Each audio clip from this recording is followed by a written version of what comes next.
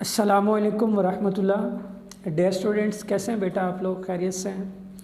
آج ہم first year اسلامیات کا تیسرا چیپٹر اسوہ رسول اکرم صلی اللہ علیہ وآلہ وسلم اسے سٹارٹ کرنے لگے ہیں۔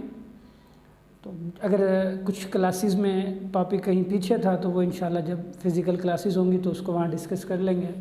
آئیے تیسرے چیپٹر کو سٹارٹ کرتے ہیں۔ اسوہ رسول اکرم صلی اللہ علیہ وآلہ وسلم۔ اللہ تعالیٰ نے حضرت محمد صلی اللہ علیہ وآلہ وسلم کو تمام جہانوں کے لیے رحمت بنا کر بھیجا۔ اللہ تعالیٰ کا ارشاد ہے وَمَا أَرْسَلْنَاكَ إِلَّا رَحْمَةً لِّلْعَالَمِينَ۔ سورہ انبیاء آیت نمبر 107۔ اس آیت مبارکہ پہ شارٹ کوشچن لکھیں کہ آپ صلی اللہ علیہ وآلہ وسلم رحمت للعالمین بن کر تشریف لائے، آیت سے دلیل دیں۔ تو اس کے آنسر میں آپ نے یہ آیت عربی میں لکھنی ہے، دین اس کا ریفرنس دینا ہے آپ لوگوں نے، اور اس کے بعد آپ نے ترجمہ کرنا ہے اس کا۔ آگے دیکھیں، آپ صلی اللہ علیہ وآلہ وسلم کی زندگی کو پوری انسانیت کے لیے نمونہ ہدایت قرار دیا گیا۔ سورہ احزاب آیت نمبر 21، لَقَدْ كَانَ لَكُمْ فِي رَسُولِ اللَّهِ أُسْوَةٌ حَسَنَةٌ، کہ تحقیق تمہارے لیے اللہ کے رسول صلی اللہ علیہ وآلہ وسلم کی زندگی میں بہترین نمونہ موجود ہے، یعنی جسے آپ فالو کر کر کامیابی کی شاہراہ پر گامزن ہو سکیں، منزل تک پہنچ سکیں۔ تو رسول اللہ صلی اللہ علیہ وآلہ وسلم کی ذات مقدسہ ہمارے لیے وہ رول ماڈل ہے کہ جسے فالو کر کے ہم اللہ کی رضا حاصل کر سکتے ہیں، دنیا اور آخرت میں کامیابی حاصل کر سکتے ہیں۔ آگے دیکھیں، امت پر شفقت و رحمت۔ اللہ تعالیٰ نے حضور اکرم صلی اللہ علیہ وآلہ وسلم کے بارے میں ارشاد فرمایا ہے لَقَدْ جَاءَكُمْ رَسُولٌ مِّنْ أَنفُسِكُمْ عَزِيزٌ عَلَيْهِ مَا عَنِتُّمْ حَرِيصٌ عَلَيْكُمْ بِالْمُؤْمِنِينَ رَءُوفٌ رَحِيمٌ۔ تحقیق آئے تمہارے پاس اللہ کی طرف سے وہ رسول جو تمہیں میں سے ہیں، اور تمہارا مشقت میں پڑنا ان پر گراں گزرتا ہے، ان پر شاق گزرتا ہے، وہ تمہاری بھلائی کے بڑے ہی خواہش مند ہیں، اور مومنوں پر تو کمال شفقت کرنے والے اور مہربان ہیں۔ وَبِالْمُؤْمِنِينَ رَءُوفٌ رَحِيمٌ، کہ مومنوں پر کمال شفقت اور مہربان۔ تو ایک عام امتی کے لیے فرمایا کہ ان کے لیے رحمت بن کر آئے ہیں، ان کی بھلائی کے خواہش مند ہیں، اور اگر بندہ مومن ہو تو پھر مہربانی رؤوف الرحیم ہونا یہ مزید بڑھ جاتا ہے۔ آگے میرے بچوں شارٹ کوسچن لکھیں آپ کہ رسول اللہ صلی اللہ علیہ وآلہ وسلم کی امت پر شفقت و رحمت کی مثالیں دیں۔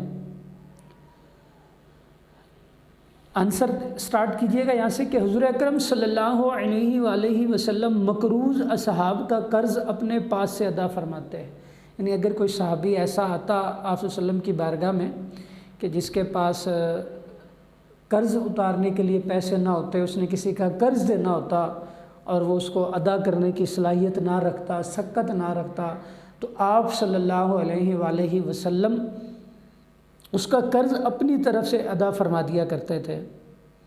بحالت ضروری نماز و خطبہ مختصر فرما دیا کرتے تھے۔ ایک مرتبہ فجر کی نماز آپ صلی اللہ علیہ وسلم امامت فرما رہے تھے، اور جیسے کہ ہم جانتے ہیں کہ فجر کی نماز میں لمبی قرات کی جاتی ہے، اور فجر کی نماز میں لمبی قرات کرنا، زیادہ قرآن پڑھنا، لمبی صورتیں پڑھنا، یہ سنت بھی ہے۔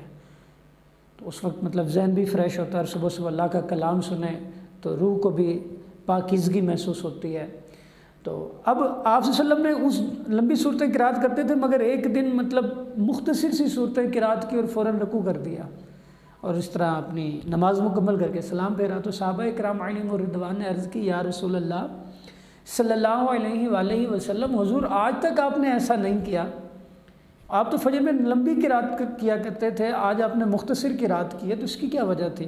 تو حضور صلی اللہ علیہ وآلہ وسلم نے فرمایا کہ میں نے پچھلی صفوں سے بچے کے رونے کی آواز سنی، اس کے لیے میں نے اپنی نماز کو مختصر کر دیا کہ اس کا باپ یا ماں اگر نماز میں موجود ہے تو انہیں بھی تکلیف ہو رہی ہوگی، اور وہ بچہ بھی اس وقت تک روتا رہے گا جب تک اس کے والدین اس تک نہیں پہنچیں گے۔ تو یا رسول اللہ صلی اللہ علیہ وسلم بحالت ضروری نماز اور خطبہ مختصر فرما دیا کرتے تھے، یہاں تک کہ بقول حضرت عائشہ رضی اللہ تعالی عنہا نماز تراویح صرف 3 دن مسجد میں ادا فرمائی، صحیح بخاری کی یہ حدیث پاک ہے۔ مطلب ایسا نہیں ہے کہ 3 دن کے بعد پڑھی نہیں، جماعت سے 3 دن پڑھی، مسجد میں 3 دن پڑھی۔ تو 3 دن کے بعد آپ نے نماز تراویح کی امامت کرنے حضور مسجد میں تشریف نہ لائے، اور صحابہ نے جب پوچھا کہ یا رسول اللہ صلی اللہ علیہ وسلم ہم تو آئے تھے تراویح پڑھنے کے لیے اور آپ تشریف نہ لائے، حضور نے فرمایا مجھے یہ خوف تھا کہ کہیں تم پر فرض نہ کر دی جائے تراویح۔ اور بعد ازاں یہ خیال مانع ہوا، رکاوٹ بنا کہ نماز تراویح فرض نہ کر دی جائے۔ اس طرح امت کو عبادات و معاملات میں دشواری سے بچانے کے لیے حضور اکرم صلی اللہ علیہ وآلہ وسلم نے عمر بھر فکر کی۔ مثلا مسواک کے بارے میں فرمایا اگر امت کو دشواری نہ ہوتی تو میں انہیں ہر نماز سے پہلے مسواک کرنے کا حکم دیتا۔ آپ صلی اللہ علیہ وسلم کو مسواک بہت پسند تھی، آپ صلی اللہ علیہ وسلم ہر کوشش کرتے تھے کہ ہر وضو سے پہلے مسواک کریں۔ اور پھر فرمایا کہ اگر مجھے یہ خوف نہ ہوتا، مجھے یہ ڈر نہ ہوتا کہ میری امت دشواری میں پڑ جائے گی، مشقت میں پڑ جائے گی، انہیں ہر نماز سے پہلے مسواک کرنا گراں گزرے گا، تکلیف میں پڑ جائیں گے وہ، اگر یہ خیال مجھے نہ ہوتا تو میں امت کو مسواک فرض قرار دیتا۔ جیسے ابھی وضو کے میرے بچوں 4 فرض ہیں۔ پہلا فرض چہرہ دھونا، یہ جہاں سے عادتاً بال اگنا شروع ہوتے ہیں نا پیشانی سے، یہاں سے لے کر ٹھوڈی کے نیچے تک، ایک کان کی لو سے لے کر دوسرے کان کی لو تک یہ چہرے کو دھونا، یہ پہلا فرض ہے۔ دوسرا فرض ہے کوہنی سمیت یہ دونوں بازوؤں کو دھونا، یہ ہاتھ کونی سمیت دھونا، کونی تک نہیں، کونی سمیت دھونا۔ تیسرا فرض ہے سر کا مسح کرنا۔ آئیے سر کا مسح کرنے کا سنت طریقہ بھی سیکھ لیتے ہیں کہ اس طرح سے دونوں ہاتھ کی یہ جو 3 انگلیاں ہیں یہ اس طرح سے رکھیں گے اور اسے یہاں سے جہاں بال اگنا شروع ہوتے ہیں ادھر سے رکھتے ہوئے پیچھے لے جائیں گے، اور جب پیچھے پہنچیں گے تو پھر انگلیاں ہٹا لیں گے اور ہتھیلی جو ہے نا وہ سر پہ رکھ دیں گے اور اسے یوں بالوں پر رگڑتے ہوئے مسلتے ہوئے پیچھے لے آئیں گے، سامنے کی طرف لے آئیں گے۔